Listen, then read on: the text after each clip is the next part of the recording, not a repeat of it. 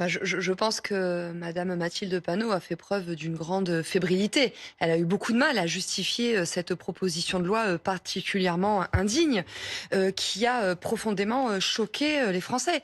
Moi, je suis élue en Gironde et dans le département de la Gironde, il y a 2 députés de la France Insoumise. Donc j'ai reçu beaucoup de messages aujourd'hui de Girondins qui m'ont dit mais c'est pas possible.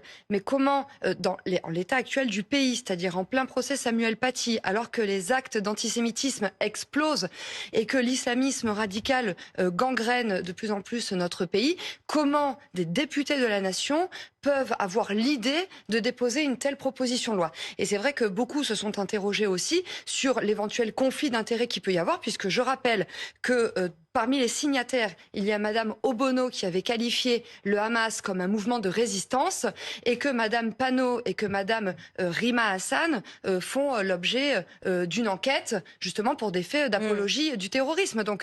Moi, je trouve cette situation très très inquiétante.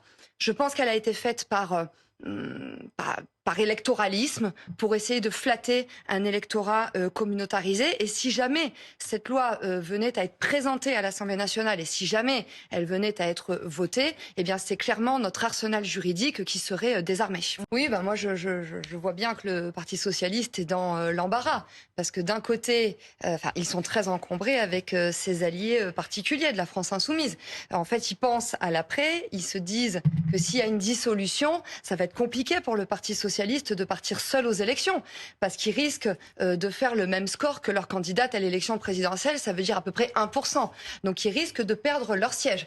Mais ce que je constate au-delà du Parti socialiste, c'est que malheureusement, s'il y a eu autant de co-signataires de cette proposition de loi, c'est-à-dire un peu plus de 70, c'est parce que Monsieur Attal, les amis de Monsieur Wauquiez se sont désistés pour faire barrage au Rassemblement national, et donc ils ont pris le risque de faire élire autant de députés la France insoumise. Donc quand j'entends Madame Pécresse, quand j'entends Monsieur Attal, quand j'entends les uns et les autres dire oh là là, cette proposition de loi est indigne, fallait peut-être qu'ils y réfléchissent avant de se désister pour faire barrage au Rassemblement national.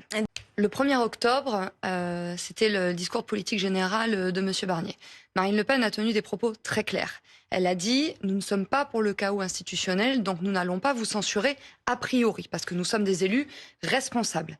Par contre, nous vous indiquons 3 orientations qu'il faut que vous respectiez. La première orientation, c'était pas d'augmentation de la pression fiscale, notamment sur les classes moyennes.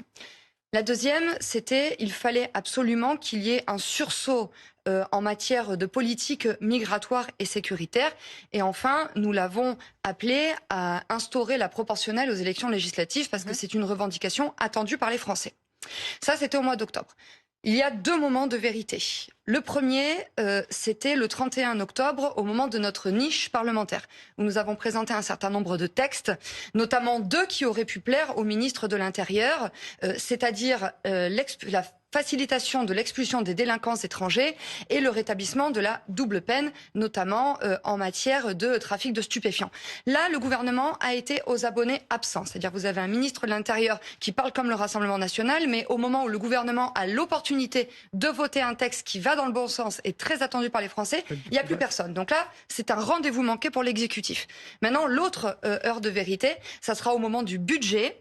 Nous allons demander à M. Barnier, c'est ce que Marine Le Pen va lui demander demain matin, c'est de prendre en considération nos attentes, nos demandes. Le Rassemblement national a rédigé un contre-budget.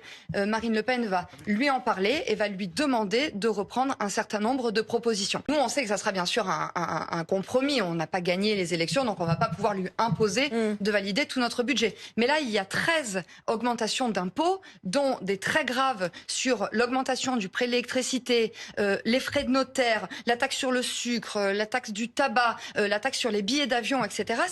Ça n'est pas tolérable. Donc nous allons lui dire, reprenez notre contre-budget, choisissez un certain nombre de mesures, mais s'il ne nous écoute pas, à un moment donné, on sera bien obligé. On ne va pas servir de marchepied à M. Barnier. M. Barnier n'est pas notre Premier ministre. Donc la responsabilité, la durée de vie de son gouvernement est entre ses propres mains, où il fait attention à nos revendications parce que nous sommes 140 députés avec nos alliés ciotistes. Donc ou il prend en compte nos considérations ou sinon la durée de vie de son gouvernement sera en effet très écourtée puisque notre main ne tremblera pas s'il s'agit de voter une motion de censure pour protéger les Français. Mais moi je pense que si jamais la motion de censure était votée, je pense que c'est à Emmanuel Macron d'en tirer les conséquences. Et moi je suis comme une immense majorité des Français, je me réjouirais qu'Emmanuel Macron présente sa démission. Vous voyez, je pense que c'est une des issues possibles quand on voit que le président de la République culmine à, je crois, c'est 17% d'opinion favorable. Donc oui, il y a d'autres possibilités que celles qui sont présentées par votre sondage. Et surtout, moi, je suis assez étonnée de voir le gouvernement s'agiter et surtout agiter les peurs qui essayent de dire que si le gouvernement tombait, ça serait catastrophique pour l'économie, pour la stabilité institutionnelle de notre pays. Ben non, pas du tout, parce que il y a déjà eu la France sans gouvernement et sans budget voté, c'était en janvier 1980. Ça n'a pas empêché le Parlement de voter une loi spéciale pour précisément continuer de verser le salaire des fonctionnaires, c'est-à-dire pour la continuité des services publics, et une loi visant à autoriser le prélèvement des impôts. Donc ça n'est pas un scénario catastrophe qui s'annonce si jamais la motion de censure est votée, mais c'est quand même assez drôle de voir des députés macronistes, enfin des ministres macronistes qui disent s'il vous plaît ne nous censurez pas parce que sinon ça sera encore pire que ce que c'est là. Si la situation est aussi dramatique que ce qu'elle est actuellement, c'est le résultat de 7 ans de macronisme. On va voir